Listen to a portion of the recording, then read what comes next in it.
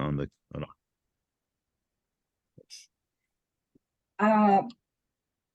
So Faisal, can you just repeat your question? No. I know.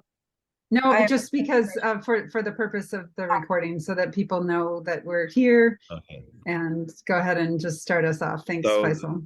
The question is, what are the legal implications for what Israel has been doing in Gaza in the last couple of weeks?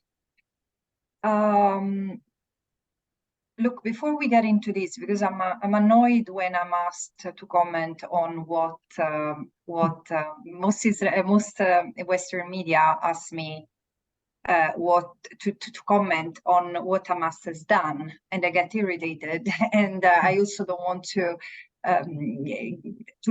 miss the opportunity to start from what had happened, because we cannot miss what Hamas has done, and not to push for a false equivalency, that I'm not part of that chorus of voices.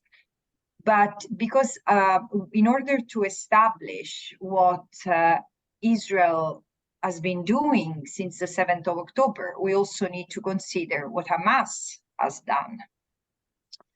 And so the attack that apparently Hamas, but I understand that there were also other armed groups in Gaza that joined the attack, has resulted in hundreds of fatalities among Israelis, mostly civilians, and taking hostages. There is a reference in the media, particularly in Western media, to gruesome aspects of how these killings were conducted, and I find it not, I mean, in a way, not particularly helpful, because without knowing the gruesome part, I say targeting civilians at any latitude is criminal. In a context of hostilities, civilians should be spared from violence. They cannot be killed. They cannot be targeted. They cannot be taken hostages. And the argument that I hear from some, but they are part of the problem. They are the colonizer. Yeah, and again, resistance has rules, and what Hamas has done has violated those rules, which means that those crimes should be accounted for. Now, the response that Israel has given under, let's say, the opaque declared intent of eradicating Hamas, decimating Hamas, whatever it means, it's really outside what is permitted under international law. So let's start by analyzing this. Because Israel has claimed self-defense under Article 51 of the UN Charter, which effectively guarantees a state who's under attack to defend itself until the Security Council has taken all the measures needed to maintain peace and security. So the first two problems, Israel has declared that it's in a state of war. But how can it be at war with the population it has occupied for 56 years? So the framing is critical. And then let's assume that this right entails eradicating Hamas. And again, I say what it means, because although in the West there is a brutal flattening of all complexities, and so Hamas is just labeled and qualified as a terrorist organization. Hamas is a widespread reality, which is not just armed resistance and violence. And so it becomes quite interesting to assess what Israel is doing. But what it has done, in fact, since the 7th of October, is tightening the blockade, which was already legal to start with on the 6th of October and had been illegal for 16 years, tightening it, preventing the entry of water, fuel, food, and medicines, while starting to carpet bomb the Gaza Strip, which, as you know, is 360 square kilometers. It's very crowded, 2.2 million people, half of whom children. And so how does what Israel, how does it qualify what Israel is doing under international law? Let's unpack it. It has resulted into the killing of so far 4,300 people, 1,500 of whom are children. And these numbers are higher than the death toll of Palestinians in Gaza alone in the 5 wars that have preceded this one. It has destroyed 30% of the housing units in Gaza, on top of what was already destroyed from previous wars. It has targeted health facilities, ambulances, medical personnel, journalists. It has targeted schools, including while they were hosting, sheltering civilians, because there are 1.4 million Palestinians in Gaza currently displaced, 550,000 of whom are sheltered in UNRWA schools, and the others either with families or in the street. And the situation is dramatic.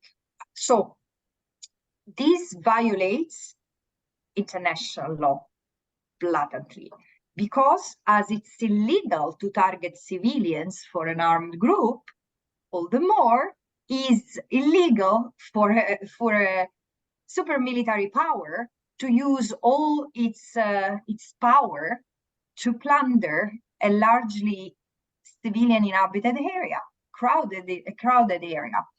And surely it amounts to war crimes, but there is also possibility of crimes against humanity being committed. Why so? Because intentional causing harm in a systematic and widespread fashion, like it has been by, for example, declaring the siege on the siege. So while bombing and killing and maiming and injuring and preventing basically life in Gaza, because the hospitals are not working well, are fully crowded. There is no more water to drink. Many people, including my former colleagues at UNRWA, are drinking water from the sea or from wells, which is contaminated. All these might lead to intentional starvation, which is it's a crime against humanity. And there is another aspect which I've been very vocal on. I said, Israel, once again, under the pretense and the pretext of war, is pushing for an ethnic cleansing of a large amount of Palestinian people from Palestinian land.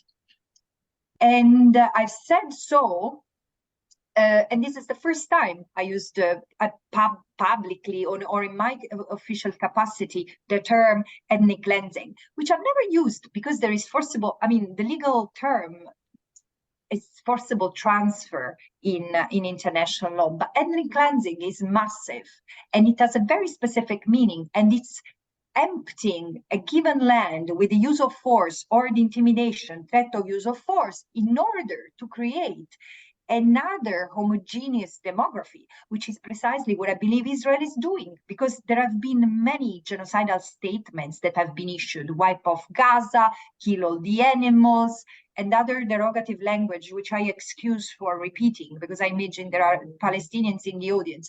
So all this language has also been accompanied by another series of messages: regaining Gaza, reoccupying Gaza, emptying Gaza, pushing the people of Gaza into Sinai. We will give them whatever they need, assistance, houses, etc.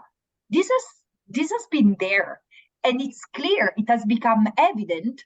I was already monitoring this when I saw the evacuation order of 1.1 million people who have been ordered to evacuate all the northern Gaza.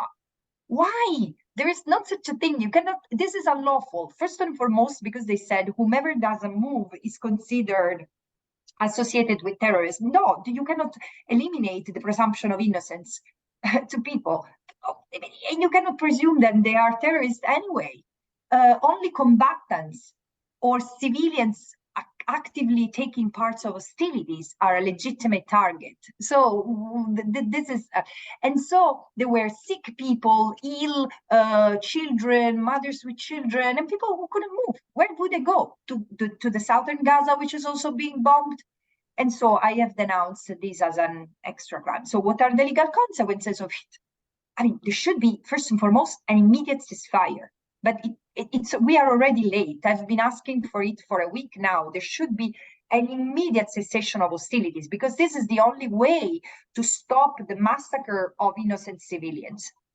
And there should be a release of all hostages taken by Hamas and all persons arbitrarily deprived of their liberty by Israel, which are, I mean, the number, I cannot control the figures anymore, in the sense in the last 2 weeks, the violence in the West Bank as well, away from hostilities in Gaza, has skyrocketed. And there have been 80 people, almost 80 people, if not more, killed by soldiers and settlers, including children. And the violence is completely out of control. So there should be a de-escalation, but also with a massive protective presence for the Palestinians, because the situation is really beyond the point of non-return. And of course, there should be pressure on Israel to stop. But this is totally absent from the political discourse, and totally absent from Western media, as you can see.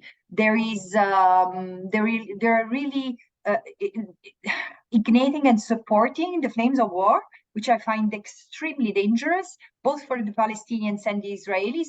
And of course, there should be accountability. These are the legal consequences. When there are wrongdoings, where there are crimes, there is justice. Voilà. So one of the questions that may follow your comments is, what can the Palestinians do from an international law point of view? Well, what avenues are available to them? And is there anything that can be done quickly, or is anything available to them is going to take months and years to pursue? I cannot think that far right now, because the only thing that needs to happen is a ceasefire. So all energies, Faisal, should be put there. I'm in the US right now, and I see the challenges. I see the people in the street here and in Europe, where they are even preventing people from protesting, and still there is an outpouring show of solidarity with the Palestinian people. I've said since the very beginning, this is a moment, because there has been a fierce reversal of violence. All of us who follows the question of Palestine, Israel, the Israeli-Palestinian question, all of us are grown used to violence, brutal violence inflicted on the Palestinians. There has been a tragic reversal of violence on the Israeli people. So I said, this is a moment for sober reflection, to express solidarity on the 7th of October, to express solidarity both to the Israelis and the Palestinian people, to call for peace, to really think of how the international community can act even-handedly and with wisdom, because there is no way, this doesn't, again, I don't justify, I don't condone, I don't want to downplay what Hamas has done. But at the same time, it didn't happen out of nothing. There have been decades of violence. So what is to be done? I saw some question from it's now we need to convince the members of the international community to ask for a ceasefire. In this country, it's even, I mean, it's considered outrageous to utter the word ceasefire. I've had discussions with members of Congress who are really decent people, and we say there is no room, because everyone thinks that by asking for a ceasefire, we limit Israel's right to self-defense. Yes, you limit Israel's right to self-defense, because it's not, whatever it is not exercised in the modalities that are allowed by international law. So everyone who's listening to this should really think, what can I do to, if you are in the US, press your Congress people to ask for a ceasefire, to join the call for a ceasefire, and also for unfettered humanitarian assistance, not just the 20 convoys from Rafah, all crossing points, including from Israel, should be open. There is no reason why humanitarian aid should only go through Egypt. And also, everything needs, I mean, before, for those who do not know, before the 7th of October, there were 500 convoys entering, 500 trucks entering Gaza every day. And it was not enough. Of course, it was not just carrying foods and medicine, but there was mostly goods needed to survival. I mean, now you have an exhausted, bleeding population, and there are 20 convoys allowed in, and no or limited fuel when fuel is necessary to desalinize the water, which is needed for drinking, for the hospital, for hygiene, for cooking, and the fuel to the hospitals who cannot work.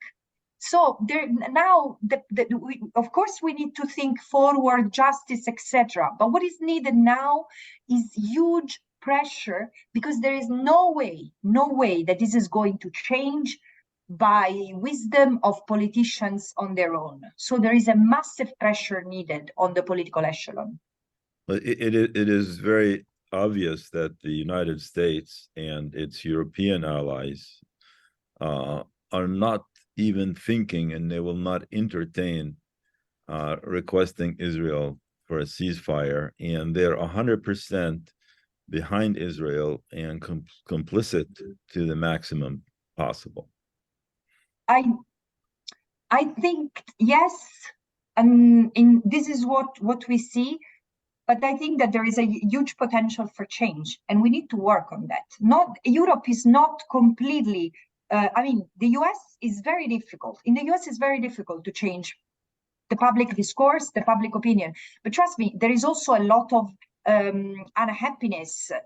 And we have seen that there are people in the US administration who are completely in disagreement with what the President Biden has done so far. And the same sort of reaction has happened in Europe toward President von der Leyen, who's been a staunch supporter of Israel since the very first moment. And again, I understand, and I totally support the expression of solidarity and sorrow to the Israeli people for what they have gone through, and it has been ferocious. At the same time, no, it doesn't legitimize Israel in what it's doing, which is, frankly, and again, it's using the pretext of war to deal with the Palestinians the way Israel wants. So again, there are also countries in Europe who have asked for a ceasefire. I think it's Ireland, and there are other countries who have supported who have voted for a UN Security Council resolution. So I think we really need to pay attention to the nuances, because saying all of them are aligned, it's also something that leads us to hopelessness. And now we need to have a very clear eye on what are the entry points and use them all. And again, protests, I mean, eventually taking the streets is fundamental, because there is the need to show that the people are not okay with what's going on. And there should be also pressure on the media for a honest narrative, on a honest portrayal of what's happening, because it's very disturbing, the way the information is passed, the way the question is completely decontextualized and dehistoricized. Again, nothing was happening until the 7th of October. Everything was fine. And then, yeah, I think, and of course, the pressure on the United. I mean, you know, I try to put as much pressure as I can from within the United Nations. Francesca, how much of the reaction by Israel and other, and frankly, the Western nations that fully back Israel's right to self-defense are rooted in this narrative of more Jews being killed now than since the Holocaust, and also framing the conversation around this is Israel's 9/11 as a way of steering the conversation towards the need somehow for a particularly aggressive response to Hamas, even if it results in the killing of thousands of Palestinians who clearly are caught in the crossfire? Look, there are a few things to unpack there. I think that, I mean, I don't think that anyone who's outside the Jewish community can really understand, because one thing is true, and I think I've had the chance to comment on it before. I mean, the Jewish people have been persecuted for centuries, and there is an inner fear, probably a feeling of fragility that makes them feel vulnerable, which absolutely justifies nothing of what they do, what Israel does, not the Israel does to the Palestinians. So I do understand from a humane point of view how they might have felt the heat, and it's probably true when they say this has been our 9/11, because the number of civilians killed, and again, if the reports, I mean, are confirmed, the brutality has been really unconscionable. So I understand why they felt completely hurt. At the same time, I do not understand the reaction of the international community, because on the one hand, we see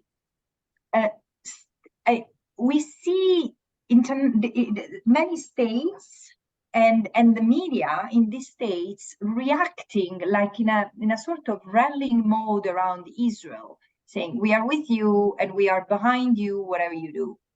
But also there is a critical dehumanization of the Palestinians, who are, again, in as much as I hear reference to them, they are not seen as, I mean, their suffering doesn't register necessarily, because Palestinians have been massacred in Gaza, war after war after war after war. And frankly, the numbers of Palestinians who have been killed since I became a special rapporteur is outstanding. I mean, 460 Palestinians were killed, mostly by Israeli soldiers and settlers in the West Bank and Gaza. How is this possible? Where were international media and politicians until that? Because this has been the powder keg. Does it justify what Hamas has done? No. But again, we cannot disconnect the two. So again, to answer your question, Krista, we are still facing the cognitive dissonance that I've commented on many times before these really tragic hours. Francesca, to what extent are some of the European countries, I'm not saying all, because I know Ireland is probably not one of those, and maybe Sweden and Norway, maybe, but the countries that are obviously supporting and encouraging Israel, like Germany, like France and the UK, and the United States, to what extent are those countries liable for Israel if Israel was proven to have committed crimes against humanity, war crimes? To what extent those countries and their leadership can be liable? I understand your question, but this is something, I mean, there should be a case brought before an international criminal court, or before, I mean, that doesn't need to be an international. There is universal jurisdiction. So even national courts who have competence to review cases of war crimes, crimes against humanity, or genocide could be used. But again, it's you require. I mean, this requires an investigation, which establishes the facts first, and then the complicity of others. So this is, frankly, this is going to take time. What I think it's, and again, this is where a change of discourse needs to be pushed by the people, and including conscientious Israelis. And I cannot tell you how how many of them, I mean, I'm not talking of thousands, I'm not talking of hundreds, but probably in the hundred. I mean, I've had plenty of contacts, including this morning, with Israelis who, I mean, and the discussion was not about who's being killed in Israel. The discussion was, how do we move away from this, from what has happened in Israel, from what had happened before in the occupied Palestinian territory, and what is happening today in Gaza. So there are people really able to see the full picture, to denounce it, and again, I think that we really need to work at this level. It is to be at the grassroots level. There is no other way to change it, because what the responsibility that you want to trigger is a moral one. This is for me more important right now than anything else, because they need to feel the weight at each member state who's not opposing firmly what is happening in Gaza is to feel responsible for it. And there is only way for it to happen is to have national constituencies pushing for it. But Francesca, don't you see that there's been almost a criminalization of Palestinian solidarity?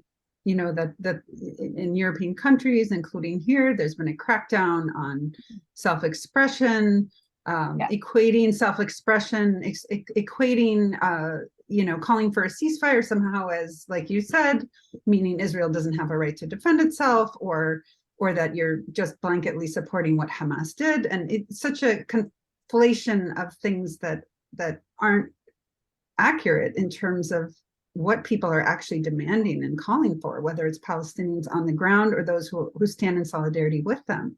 There's this either or, taking sides, and the demonization of just Palestine itself. Can you just comment on that? So how do you overcome that kind of pushback? Yeah, this is not new, and it's interesting because there has been a mounting repression over the years of solidarity with the Palestinians, coming from whomever, Palestinians in the diaspora, Jewish communities and individuals, or nationals. It has been repressed. The repression has raised over time. And now it has reached an unprecedented point, because it's true. I mean, from the US to Europe, there has been a repression. Nonetheless, I keep on seeing streets and squares that get full of people. So what is more pernicious and less visible is that people are losing their jobs because of, I mean, it's not just taking the street, and risking to face the police, or risking to be profiled, etc. It's the fact that people are being silenced and even punished for their belief. And again, it's just standing in solidarity, and the solidarity is qualified as supporting Hamas, which is racist. It's racist. Well, and it's also conflated with anti-Semitism, which is another issue that I think plays into this whole equation. That trend that started. But I would also like to say, do you remember probably in the last meeting we had, I said, I'm really worried because this is going to,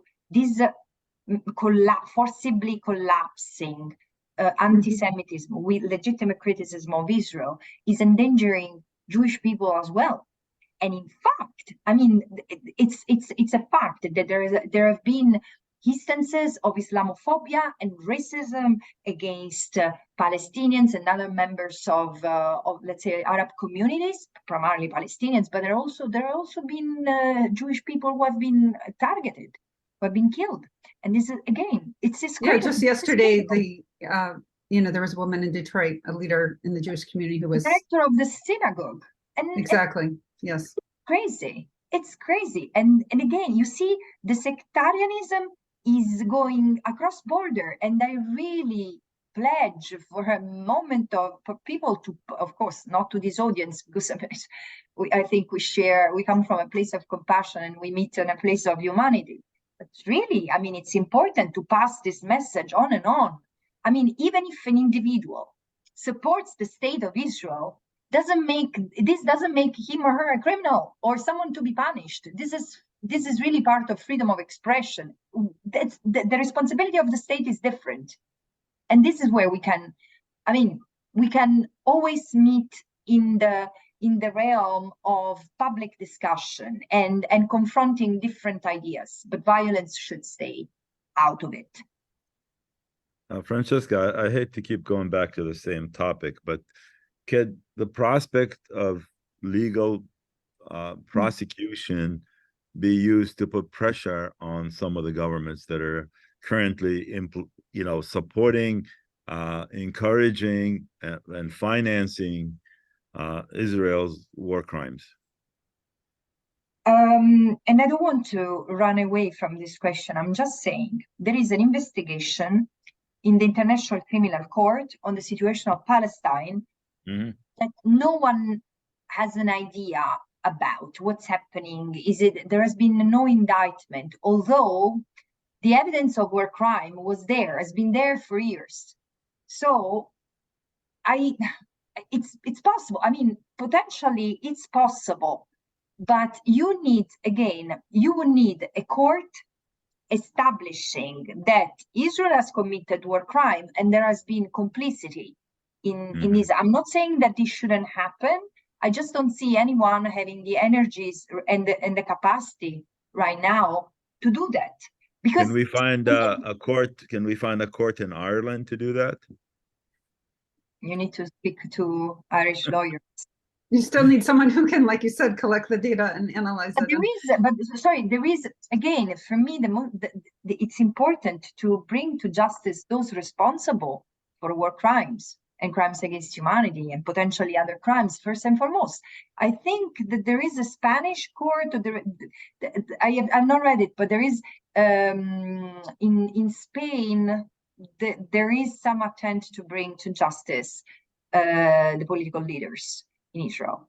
So these avenues remain available and necessary, because once those war crimes have been established, it's also easier to pursue others through criminal justice. Let's see if we have one or two questions from the audience before we wrap up, because we don't want to take a lot of Francesca's times. We only bargained for 30 minutes max. Well, and certainly I think what you're communicating is there's just this urgency to call for the ceasefire and have people, really use their voice at the street level and reaching out to leadership in their respective countries to make that point very clear, to save lives now.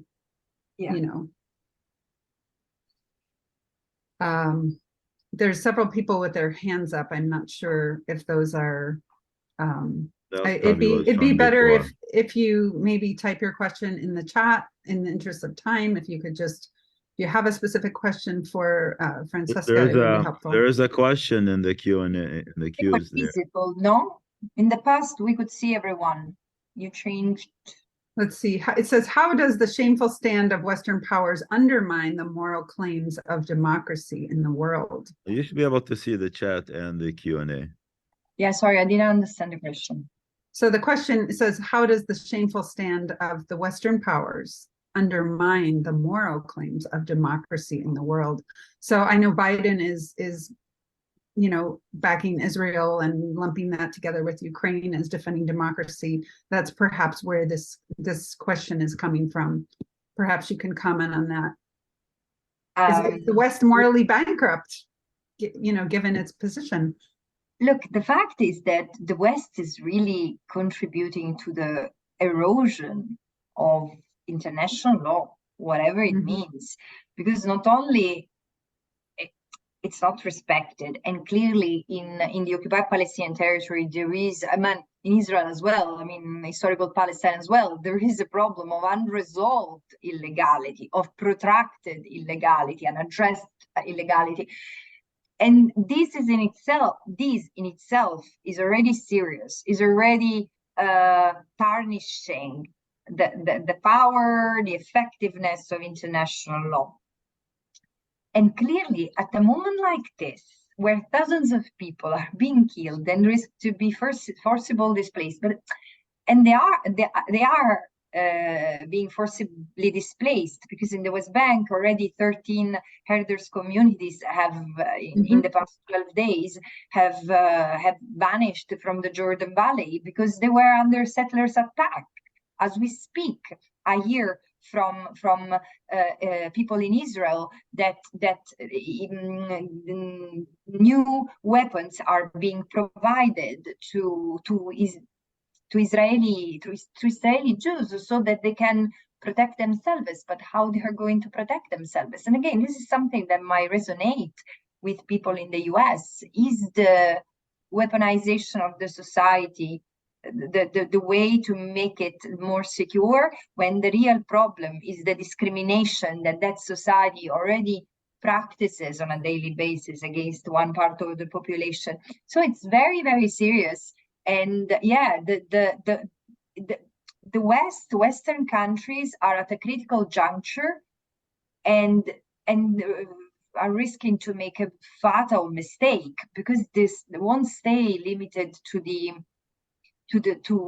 Israel and the occupied Palestinian territory. The risk of a regional conflagration is palpable, is there. No one in Arab countries wants another war.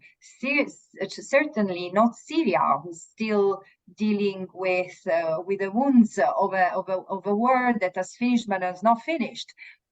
Surely not Lebanon, who's going through the worst crisis it has ever had since the end of the civil war. Libya or other countries in the region, Jordan or Egypt, no one wants a war. So, but this is why there should be political pressure. And again, we can blame as much as we want the West, but where is the rest? I don't see that. So there should be a powerful, principled coalition to protect the universality of international law, because otherwise, I mean, what is happening is just the liberalization of the context of the concept that international law doesn't matter. Yeah, it's been completely watered down. One person is asking, why can't the UN do more? Because the UN is an intergovernmental organization, and it's composed by states. So ultimately, it responds to states' will. And think of, for example, the Security Council resolution that was tabled a couple of days ago. And again, it was not transcendental. It was just asking for the humanitarian pause, not even a ceasefire, a humanitarian pause to cease the hostilities, to liberate the hostages.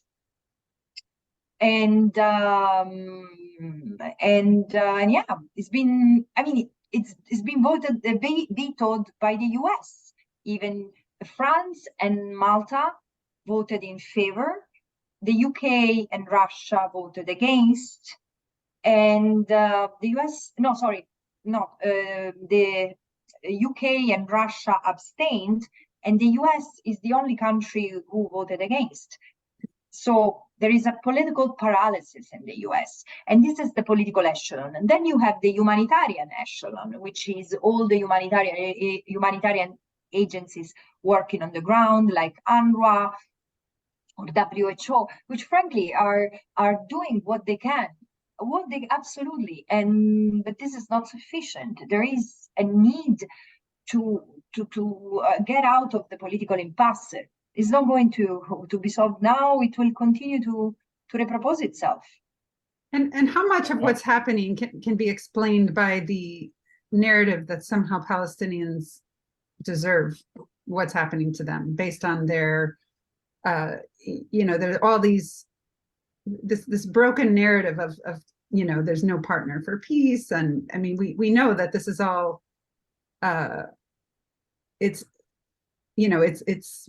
propaganda, basically.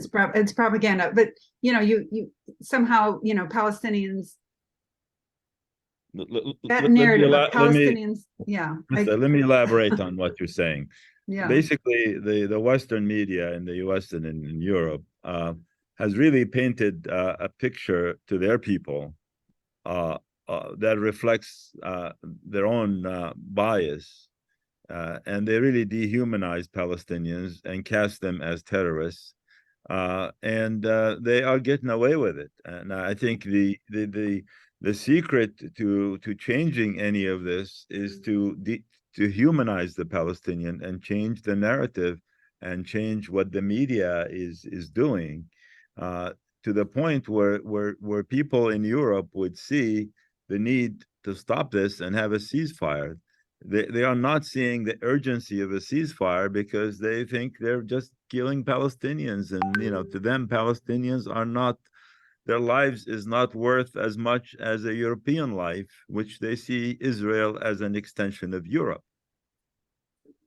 I do believe that there is a level of dehumanization that has got into the vein of surely most politicians and the media, because I mean, I think I've participated in 60 interviews, and apart from a few, I mean, I always hear either the context is, as I said, completely missing or misrepresented.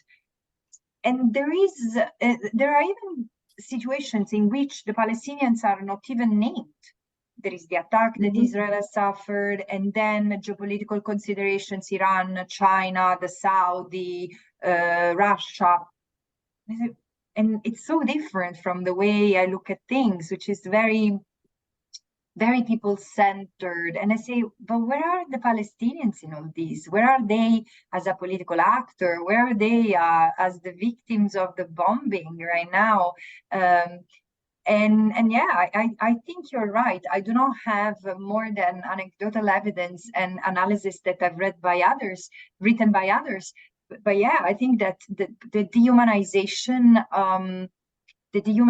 of the Palestinian is a critical element of the desensitization of certain segments of the Western society toward their cause, because it's not possible that you see these people are human, you see them dying in a way that is not for humans, and you do not react. The control of the media by Israel and its friends makes it difficult for anybody to challenge the Israeli narrative that's being adopted by Europeans and by the United States, lock, stock, and barrel. I mean, they're yeah. But Faisal, I really think we need to be careful here, in the sense that there is in the sense, I don't think it's Israel itself. It's an affiliation of, it's an alignment of intents. And it's, in a way, if you see those who tend to support what Israel is doing, think of it. It's Europe, which has a colonial history. It's United States, Australia. Australia has been quieter than usual on this one, but there is Canada, the United States, so settler colonial society. This is a reproduction of a Western sort of, it's a byproduct of a colonial or a settler colonial mentality that has not been addressed, which really distinguishes between, again, the West and the rest. So I think it's really, and it's not to shelter Israel from criticism, but it's to, I think there is a lot of self-produced or inherent responsibility, because many Western societies are racist. And you can see, in a way, Palestine epitomizing most of what is inflicted to people in the global South, whose wars are extremely fierce, extremely deadly, and forgotten, not even mentioned, or the way migrants and refugees are treated. I do see that there is a profound dehumanization that it embraces many people outside of the Western fortress, I would say. So let's go back to the UN, and you said these are states who are acting. And let's switch it from the moral perspective to that of self-interest. Obviously, the United States has, Biden professed in his speech that it is in America's self-interest and to protect democracy, and this is how we do it. So if we go to a conversation around self-interest, how is backing Israel in this way to give it its carte blanche toward flattening Gaza, displacing people, killing civilians? How is it really in the self-interest of the Jewish people, the state of Israel, the Western world? Isn't this going to come back to haunt all of us? Can we come at it from that perspective and knock some sense into our discourse? No, I think it's very dangerous. It's very dangerous because, again, first of all, I'm not sure. I don't see the connection between American democracy and what Israel is doing personally. But also, I've often heard US officials referring to the need to protect Israeli democracy. This is one of those myths who need to be undone, because even regardless what is the system that applies to the Palestinians with Israeli citizenship, which doesn't grant them equal citizenship because they do not have the Jewish nationality. But how can a democracy pass? I mean, how can a system pass the democracy test while it keeps millions of people under a brutal military dictatorship for 56 years in the name of preserving its own security by its security of its colonization plan, of its annexation plan, against every basic rule of international humanitarian law? So it's quite hypocritical, and it should be addressed. This should be addressed by conscientious media and conscientious individuals. So we can have the principled argument of what is really a democracy, but we can also have the self-interest argument of how does this make the world safer? How does it make Americans safer, Jews safer, Israelis safer? And even if the world doesn't care, the world meaning we know what we mean in this conversation, who that is. If Palestinian lives don't matter in this context, certainly American lives, and we see Israeli lives matter more. And so in the context of self-interest, this is not serving Americans, it's not serving Israelis, it's not serving Jews. Krista, it's not serving humanity. Yeah. Krista, I think another point needs to be made here. It is unbelievable, and it's very hard to understand how the US and some of the European countries are going as far as eliminating freedom of speech for their people to please Israel and to support Israel. That is the part that's not understandable. How does anybody explain that? The freedom of speech is a fundamental aspect of a democracy. I don't know if this is an exhaustive answer, but there is even there a perceived self-interest. Because when we talk about Palestinian freedom, the Palestinian struggle for liberation, or Palestinian resistance, which is permitted under international law, it's protected under international law.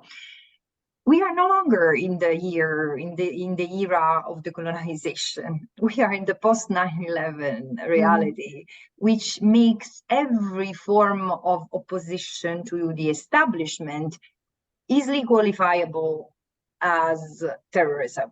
And this is the language that is triggered in Europe. I do participate in debates, and again, just a few interventions before mine, what they've been talking about is the Chechenian guy who was killed, and a French citizen soon after the 7th of October, crying Allahu Akbar.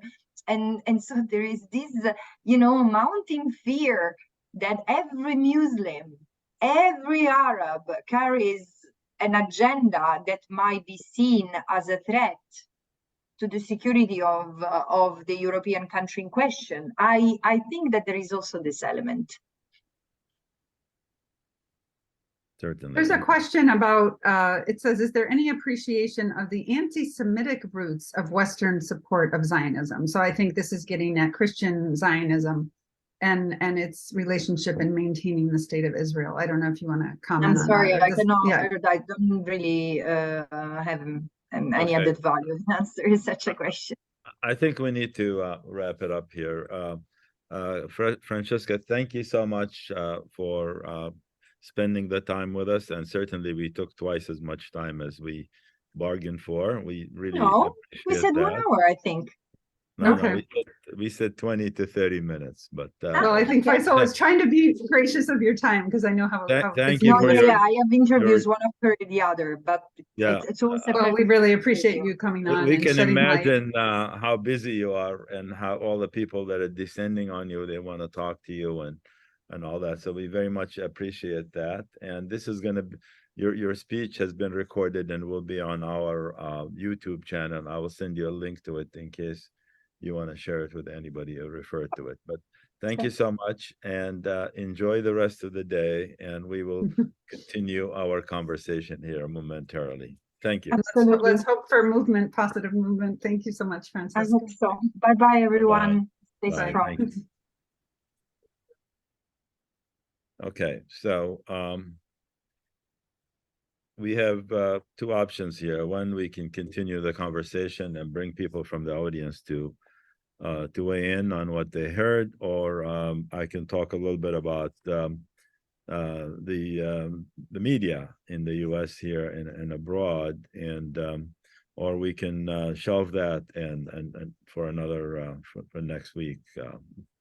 Can we? Anyone want to put a comment in the chat? Would you like to have an opportunity to wait talk a little more? You have some people with their hands up, but I don't know if that is by accident or if you are really looking to come onto the program. If you want to continue the conversation that we've been talking about here, raise your hand, click on the raised hands, and that will give us an idea of how many people want to do that versus going back and talk about the media. And if you don't know how to raise your hand, if you go to the bottom of your screen, you can help me explain this, Faisal, but let me just look at it myself. In the bottom of the screen, there is a hand. It says raise hand. Just click on that. That will make your hand raised. You can click it again to lower your hand. It's in the middle of the bottom of the screen. So. Okay. So far we don't have that many hands raised. Only 7, 8. Well, I know we've already been on for what, an hour and a half. So it may be that some people just need to get on with their day, but Okay. And I think you did say that you would be open to continuing to host these open conversations for the time being on Sundays as part of the Madafa. We're gonna do it every Sunday. I have about 3 minutes worth of written comments on the media in the U.S. and Western Europe. Let me. Is it possible that we could bring on a journalist who could weigh in on the conversation with us at our next Madafa? That might be an interesting way to broaden the conversation and hear from someone who's actually in that circle and having to deal with pushback on this topic. But we do have our own opinions, of course, on that. Of course. Let me share with you something I put together. In recent years, we have witnessed a disheartening trend in media coverage where many TV networks and other mainstream outlets have seemingly transformed into mere cheerleaders for the U.S. administration and promoters of the Israeli narrative. This transformation has taken place without proper fact-checking or cross-examination of allegations. The consequences of this biased reporting has been a severe imbalance in the understanding and perception of the Israeli-Palestinian issue. The narrative often portrayed fails to to capture the lived reality of Palestinians, the lived reality of the Palestinians under occupation, violence, and ongoing human rights abuses. The suffering of the Palestinian people is too frequently overshadowed and dismissed, leaving their voices unheard. By ignoring or downplaying the war crimes committed by Israel, the mainstream media not only fails in its duty to provide accurate information, but to the public, but also perpetuates an unjust and harmful status quo. It is crucial for media outlets to prioritize the principles of truth, justice, and human rights in their reporting.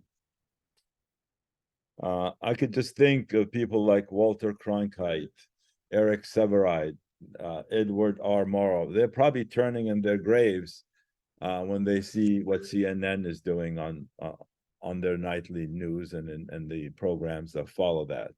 You know,